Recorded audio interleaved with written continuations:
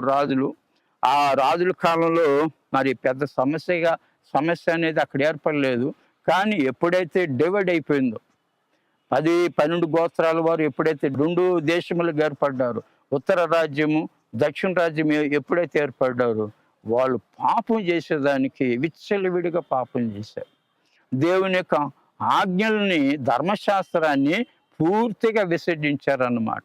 అటువంటి రీతిగా వాళ్ళు జీవిస్తూ వచ్చారు.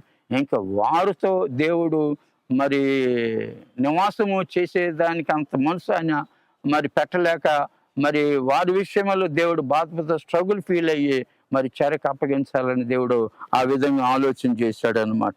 తర్వాత అది ఆలోచన చేసిన తర్వాత జరిగినటువంటి పరిస్థితి ఎట్లా జరిగిందని అంటే, ఇక్కడ ఇజ్రాయెల్ని గురించి మొదటగా చూసినట్లయితే ఆ రెమల్య కుమారుడైనటువంటి ప్రభువు రాజుగా వస్తాడు, ఇజ్రాయెల్కి రాజుగా వస్తాడు. అప్పుడే మరి